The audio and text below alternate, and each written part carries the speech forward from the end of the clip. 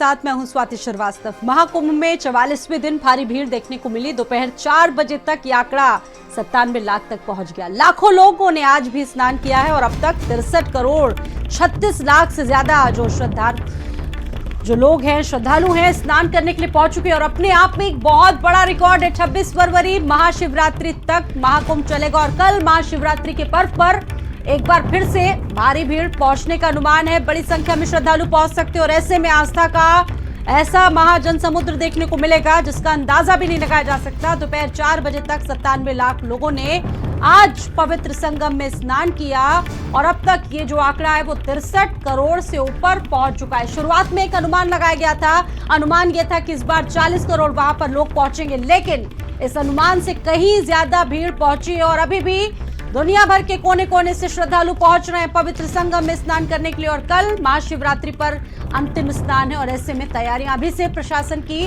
वहां पर विशेष रूप से चल रही। खुद मुख्यमंत्री योगी आदित्यनाथ हर एक चीज को लेकर मॉनिटर कर रहे हैं और दोपहर 4 बजे अगर आज की बात की जाए तो 97 लाख लोग वहां पर स्नान कर चुके हैं। आप देखिए, हर कोई इस दिव्य आयोजन में पहुंचना चाह रहा है। हर व्यक्ति यहां पर पहुंचकर इस आयोजन को देख रहा है, साक्षी बन रहा है और बड़ी संख्या में श्रद्धालु पहुंच रहे हैं। विभिन्न राज्यों से, देश के कोने कोने से लोग चल रहे हैं और ऐसे में इस बार यातायात को लेकर भी कई मास्टर प्लान्स लागू हुए हैं। आपको बता दें कि नो व्हीकल जोन पूरे मेला क्षेत्र में अभी से लागू कर दिया गया और इसके साथ साथ ये जान लीजिए कि तैयारियां अपने आप में बहुत अनुपम है, विशेष हैं।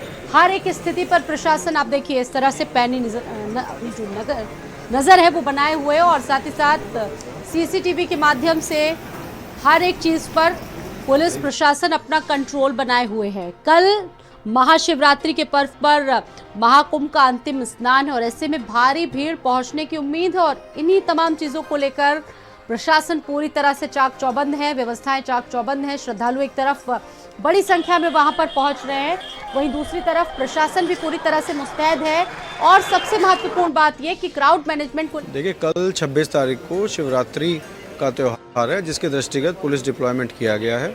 सभी शिवालय जहां पे जल चढ़ाया जाएगा कुंभ मेला क्षेत्र में, उनमें डिप्लॉयमेंट है। यातायात की व्यवस्था सुचारू रूप से रखने के लिए डिप्लॉयमेंट है। स्नान घाटों पे स्नान सकुशल संपन्न हो उसके लिए डिप्लॉयमेंट लगाया गया है।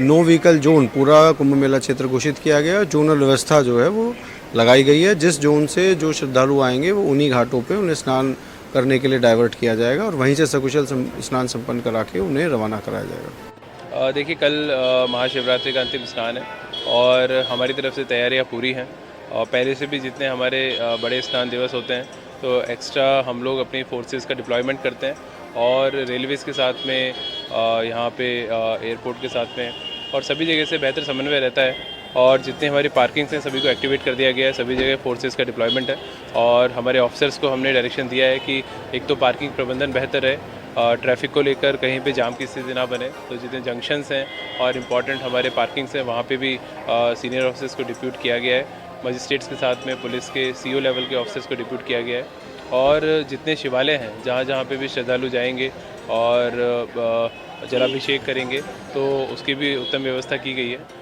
और जैसा हमारे आदरणीय मुख्यमंत्री जी का हम सबको निर्देश है कि सभी श्रद्धालुओं के लिए अच्छी और सुव्यवस्था हम लोग सुनिश्चित करें और सुरक्षा सुनिश्चित करें, तो वो हम करेंगे और निश्चित रूप से जो कल का समापन दिवस है उसको एक सुखद समापन हम लोग सुनिश्चित करेंगे। और इन अधिकारियों को आप सुन रहे थे जिनकी तैनाती मेला क्षेत्र में की गई और निश्चित तौर पर समझा जा सकता है कि ये उन लोगों के लिए भी एक बड़ी चुनौती रही है और कल जो महास्नान होना है महाशिवरात्रि पर, उस स्नान को भी सकुशल संपन्न करवाना एक बार फिर से प्रशासन के लिए बड़ी, कहा जा सकता है कि एक बड़ी चुनौती रहेगी क्योंकि अब तक 64 करोड़ लोग पहुंच चुके हैं। लेकिन एक बार फिर से कल अंतिम स्नान है और ऐसे में महाशिवरात्रि को भारी भीड़ पहुंचेगी और रुपेन और साथ ही साथ रुपेश मेरे साथ, धीरेन्द्र और रोहित भी हमारे साथ वाराणसी से जुड़ चुके हैं। बात करेंगे इन तमाम सहयोगियों से क्योंकि यहाँ पर भारी भीड़ पहुंचेगी और ऐसे में क्या व्यवस्थाएं होंगी, किस तरह की व्यवस्थाएं हैं, बातचीत करेंगे। शुरुआत मैं करती हूँ धीरेन्द्र आपके साथ। धीरेन्द्र, कल तो महाशिवरात्रि है और कल भी भारी भीड़ पहुंचेगी महाशिवरात्रि को लेकर, किस तरीके से प्लान्स वहां पर दिख रहे हैं, कैसी व्यवस्थाएं रहेंगी क्योंकि कल अंतिम दिन है महाशिवरात्रि के स्नान को लेकर भी।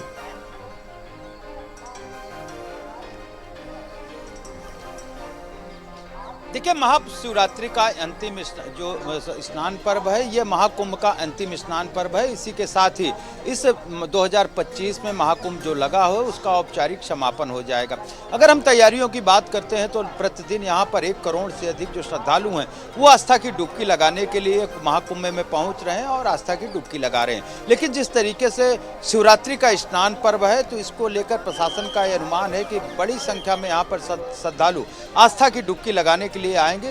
उसी को मद्देनजर आज से ही वाहनों का प्रवेश पूरे मेला क्षेत्र में प्रतिबंधित कर दिया गया है। कल भी वाहन मेला क्षेत्र में प्रवेश नहीं करेंगे। और जिस तरीके से लगातार यहाँ पर श्रद्धालुओं का रेला जब से महाकुंभ लगा है तब से ये उमड़ रहा है। अब तक 64 करोड़ ऐसे श्रद्धालु हैं जिन्होंने आस्था की डुबकी लगाई है। अगर हम पिछले 15-20 दिनों की बात करते हैं तो प्रतिदिन 1 करोड़ से अधिक श्रद्धालु यहाँ पर पहुँच रहे हैं, आस्था की डुबकी लगा रहे हैं। तो इतने बड़े श्रद्धालुओं की जो संख्या है उसको प्रशासन को मैनेज करना है और फिर शिवरात्रि का जो स्नान पर्व है उसमें भारी भीड़ आने की उम्मीद है। तो इसके लिए अलग अलग जो मार्ग हैं वो निर्धारित किए गए हैं, जिस मार्गों से श्रद्धालु को मेला क्षेत्र में लाया जाएगा। उसके बाद उसे स्नान कराया जाएगा। स्नान के बाद उनका निर्धारित मार्ग है और निर्धारित मार्गों से उनको शहर भेजा जाएगा। जिनको रेलवे स्टेशन जाना है वहां पे उनको भेजा जाएगा, जिनको बस स्टॉप पे भेजना है उनको वहां पे भेजा जाएगा। और साथ ही साथ जो पार्किंग है उनको फिर से एक्टिव कर दी गई है। पार्किंग मेला क्षेत्र के 102 ऐसी पार्किंग बनाई गई है जो मेला क्षेत्र के आसपास है। जो श्रद्धालु अपने निजी वाहन से आ रहे हैं वो पार्किंग में अपनी गाड़ी पार्क करते हैं। उसके बाद वो पैदल मेला क्षेत्र में आते हैं और संगम पे पहुंचते हैं और आस्था की डुबकी लगाते हैं। अगर हम आज की बात करें तो संगम नोज आज भी पूरी तरीके से श्रद्धालुओं से खचाखच भरा हुआ है। श्रद्धालुओं का मेला क्षेत्र में आने का लगातार क्रम जारी है और ऐसा अनुमान जिस तरीके प्रशासन का अनुमान है कि महाशिवरात्रि पर्व पर भारी संख्या में यहाँ पर श्रद्धालुओं की भीड़ आएगी, तो भीड़ अभी से आना शुरू हो गया है। स्वाति, बिल्कुल वापस लौटेंगे धीरेन्द्र आपके पास में, और रुपेश भी हमारे साथ मौजूद है अयोध्या से, और साथ ही साथ रोहित हमारे साथ मौजूद है। रोहित, ये बताइए कि कल काशी में क्या नज़ारा रहेगा, कैसी व्यवस्थाएं, क्योंकि अनुपम नज़ारा इस वक्त दिख रहा है महाकुंभ का, लेकिन उसके साथ साथ महाशिवरात्रि का पर्व और बाबा विश्वनाथ की नगरी में किस तरह की तैयारियां चल रही हैं, रोहित बताएं। बाबा विश्वनाथ की नगरी वाराणसी की बात करें तो त्योहार व्रत में रमने वाला ये जब से कॉरिडोर के रूप में बना है तब से यहाँ की जो छटा है वो अद्भुत हो गई है, निराली हो गई है। लोगों की एक आकर्षण का एक केंद्र को पहले से था, धार्मिक आकर्षण का केंद्र, लेकिन सुविधाएं बढ़ी, कॉरिडोर बनने की सुविधाएं बढ़ी, गलियां खत्म हो गई, आवागमन सुचारू हो गया, बहुत सारी सड़कें चौड़ी हो गई। उसके कारण जो श्रद्धालु थे उनका आवागमन अब हर साल सावन में और शिवरात्रि के पर्व पे हर पिछली बार का रिकॉर्ड तोड़ता है। पिछली बार लगभग 1 लाख से ज्यादा लोगों ने दर्शन किए थे और इस बार माना जा रहा है कि 10 से 12 लाख लोग, क्योंकि देखिए कुंभ से जो लोग वापस लौटते हैं, फलक प्रवाह जिसको कहा जा रहा है, वो लोग भी आएंगे। तैयारियों की बात करें तो अब पूरी तैयारियां हैं। काशी मंदिर के आसपास का जो एरिया है उसको सुसज्जित किया गया है। इस प्रकार से एक कहा जाता है शिवरात्रि को बाबा भोले का विवाह होता है, तो विवाह के अवसर की जो तैयारियां होती हैं वाराणसी में देखने को मिल रहा है। कल से ही व्यवहारिक कार्यक्रम की तैयारियां चल रही है। कल बाबा विश्वनाथ को हल्दी की जो रस्म होती है वो किया गया था, बारात की तैयारियां की जा रही है। तो पूरा एक वैवाहिक रस्म होता है। जिस तरीके से विवाह में 4 से 5 दिन का ऊपर होता है वो वाराणसी में मनाया जा रहा है, अलग अलग इलाकों में। एक प्रकार से कहा जाए तो बाबा की नगरी इस पूरी तरीके से बाबामय हो चुकी है। वही बात दर्शन पूजन करने की, तो दूर दराज से जो श्रद्धालु और दर्शनार्थी हैं वो लगातार उनका आज से ही आना शुरू हो चुका है। और ऐसा होता है शिवरात्रि पर और सावन में लोग एक दिन पूर्व भी आ जाते हैं और घाट के जो एरिया है वहाँ पे आ जाते हैं, क्योंकि परंपरा रही है कि गंगा में डुबकी लगाते हैं, जल लेते हैं, उसके बाद बाबा विश्वनाथ का दर्शन करने जाते हैं। तो मैं अपने सहयोगी नहीं से कहूँगा कि घाटों को देखे लोग अब से ही आना शुरू हो गए। तमाम घाट जितने वहाँ पे लोग आ रहे हैं और ये लोग लगातार यहीं पे रहेंगे, क्योंकि इनके रहने की भी व्यवस्था, ये लोग टेंट लगा के यहीं पे रहेंगे। और सुबह पाव खटने के साथ ही हालांकि दर्शन पूजन जो है वो रात में आज 2 बजे से ही दर्शन पूजन शुरू हो जाएगा। लेकिन ये लोग जो है स्नान करते हैं, स्नान करने के बाद दर्शन पूजन पे जाएंगे और निरंतर दर्शन पूजन का जो क्रम है वो लगातार चलता रहेगा। तैयारियों, प्रशासनिक तैयारी की बात करें तो 1 किलोमीटर का जो एरिया है नो वैक्सीन जोन कर दिया गया, सिर्फ पैदल ही लोग जा सकेंगे। 2 रास्ता है जो सामान्यतः, एक गोदौलिया चौराहे से होके, दूसरा मैदानी चौराहे से होके। तो मैदानी चौराहे से 1 किलोमीटर दूर ही सभी तरीके से वाहनों को किया जाएगा। आपके मुताबिक पूरा काशी तैयार है और गजब की व्यवस्थाएं जिनका जिक्र आप यहाँ पर कर रहे हैं। और कल बाबा काशी विश्वनाथ का एक अलग ही नजारा रहेगा। रोहित के साथ साथ हमारे साथ अयोध्या से रुपेश भी मौजूद हैं। रुपेश, आप बताइए कि वहाँ पर किस तरह की तैयारियां हैं, क्योंकि जिक्र यहाँ पर पलट प्रवाह का हो रहा है। महाकुंभ से लोग दूसरे धार्मिक स्थलों पर भी पहुंच रहे हैं, तो अयोध्या में किस तरह की तैयारियां, किस तरह के नज़ारे कल देखने को मिल सकते हैं और इसके साथ साथ प्रबंध क्या किए गए हैं? देखिए, बता दें कि कल महाशिवरात्रि का पर्व है और महाशिवरात्रि का पर्व जो है बड़ी धूमधाम से हर साल अयोध्या में मनाया जाता है। लेकिन अब की बात खास ये है कि महाकुंभ की समाप्ति भी कल हो रही है, तो प्रयागराज से भी श्रद्धालु यहाँ अयोध्या पहुंचेंगे, दर्शन करेंगे, पूजन करेंगे। पहले पहुंच करके यहाँ पर अगर बात की जाए तो पहले सरयू में स्नान करेंगे, उसके बाद वहाँ से जल लेकर के जलाभिषेक के लिए पहुंचेंगे नागेश्वर मंदिर। नागेश्वर मंदिर में अगर बात की जाए तो 17 पॉइंट बनाए गए हैं कतारबद्ध तरह से जो है वहाँ बकायदा जलाभिषेक करने के लिए। और एक तरफ से जाने का रास्ता बनाया गया है, एक तरफ से निकलने का रास्ता बनाया गया है, क्योंकि श्रद्धालु का तांता अगर देखा जाए प्रतिदिन बढ़ता ही जा रहा है। कल का अनुमान लगाया जा रहा है कि कम से कम 15 से 20 लाख श्रद्धालु अयोध्या में मौजूद रहेंगे। उसको लेकर के यहाँ के जो कमिश्नर गौरव से बात आया है कि पूरी व्यवस्थाओं को मेंटेन कर लिया गया है, जगह जगह फोर्स को तैनात कर दिया गया है, जल थल नभ में पूरी व्यवस्था की गई है। सरयू घाट पर बकायदा जो है सीआरपीएफ के जवानों को लगाया गया है, जल पुलिस को लगाया गया है, आरडीएफ के जवानों को लगाया गया है। अगर बात की जाए सिविल पुलिस को भी लगाया गया है और बकायदा एक व्यक्ति वहां पर बकायदा सिविल ड्रेस में खड़ा रहेगा, तो सीधी मार के बताएगा कि आगे गहरा पानी, आगे मत जाइए, क्योंकि लाखों श्रद्धालु पहुंचेंगे। धीरेन्द्र भी हमारे साथ मौजूद हैं, कुछ शायद बताना चाह रहे हैं। धीरेन्द्र, आज की अगर बात करें तो आज बड़ी संख्या में लोग पहुंचे और साथ ही साथ राजनीतिक तमाम लोग जिस तरह से पहुंच रहे हैं, विभिन्न क्षेत्रों से जुड़ी हस्तियां भी आज पहुंची। आज का कैसा नजारा रहा वहां पर?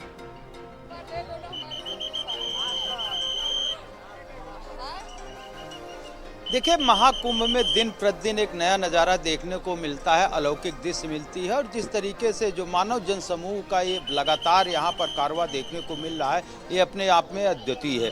लेकिन जिस तरीके से अब कल शिवरात्रि का स्नान है और शिवरात्रि स्नान पर्व के साथ ही इस महाकुंभ का समापन हो जाएगा, तो कल जो शिवालय हैं, चूँकि पूरा इस मेला क्षेत्र के आसपास कई ऐसे शिवालय हैं, चाहे वो कोटेश्वर महादेव हों, चाहे सूरटंकेश्वर महादेव हों, तमाम ऐसे जो शिवालय हैं वो कुंभ मेला क्षेत्र के अंतर्गत ही आ रहे हैं। तो जहां पर भगवान भोलेनाथ का कल जलाभिषेक किया जाएगा, संगम से लोग जल भरेंगे, उसके बाद शिवालय में जाकर जलाभिषेक करेंगे। लेकिन दूसरी तरफ जिस तरीके से इस महाकुंभ के समापन का अंतिम स्नान पर्व शिवरात्रि है, तो भारी भीड़ आज से ही ये कुंभ मेला क्षेत्र में देखने को मिल रही है। हालांकि अभी भी कई जगहों पे ऐसे धार्मिक अनुष्ठान हैं और वो किए जा रहे हैं। ज़्यादातर जो महात्मा हैं, जो संत हैं, जो कलवासी हैं, वो मेला क्षेत्र से चले गए हैं। लेकिन बड़ी तादाद में, यानी हम कहें कि 1 करोड़ श्रद्धालु प्रतिदिन यहाँ पर आ रहे हैं और आस्था की डुबकी लगा रहे हैं। तो इतनी बड़ी तादाद में यहाँ पर जन समूह का जब सैलाब देखने को मिलता है और संगम नोच का वो जो नज़ारा होता है,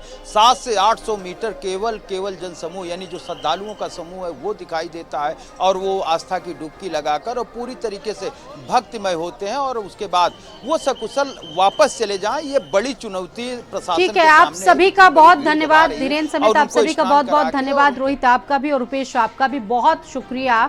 प्रयागराज में महाकुंभ में बड़े बड़े नामों और हस्तियों के पहुंचने का क्रम लगातार चल रहा है और इसी बीच महाकुंभ पहुंची ईशा अंबानी ने संगम में पवित्र स्नान किया। इस मौके पर ईशा अंबानी के पति भी उनके साथ मौजूद थे। तो ये तस्वीरें हैं और जब से शुरुआत हुई महाकुंभ की, तब से कोई ना कोई जो बड़ी हस्तियां हैं वो रोजाना पहुंच रही हैं। कभी पॉलिटिकल लोग पहुंचते हैं और औद्योगिक कहा जा सकता है कि क्षेत्र से तमाम जो लोग जुड़े हुए हैं वो पहुंच रहे हैं। और आज अंबानी परिवार की बेटी ईशा अंबानी और उनके पति और उनके साथ साथ कई और भी ख्याति प्राप्त लोग वहां पर पहुंचे थे। अगर बॉलीवुड की बात करें तो बॉलीवुड से भी रोजाना लोग वहां पर पहुंच रहे हैं। क्या आम क्या खास, हर एक व्यक्ति महाकुंभ का साक्षी बनना चाहता है और इसी क्रम में लगातार ये जो आंकड़ा है अब तक 64 करोड़ पहुंच चुका है। महाकुंभ में आज ईशा अंबानी ने भी स्नान किया है। हिमाचल के मुख्यमंत्री सुखविंदर सुक्खू ने भी प्रयागराज पहुंचकर पवित्र महाकुंभ में त्रिवेणी संगम में अपने परिवार के साथ जाकर आस्था की महाडुबकी लगाई और प्रदेशवासियों के जीवन में सुख, शांति, समृद्धि की प्रार्थना की। इस दौरान सीएम ने कहा कि हमें परिवार के संग इस पवित्र स्नान करने का एक मौका मिला है, जिसे हम बहुत खुश हैं।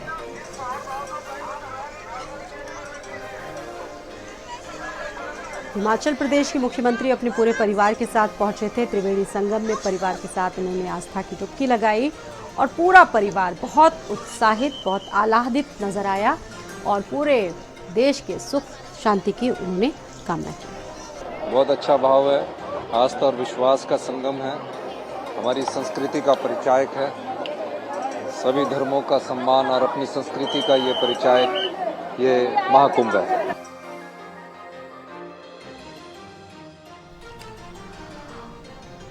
और अब खबर है लखनऊ से। चारबाग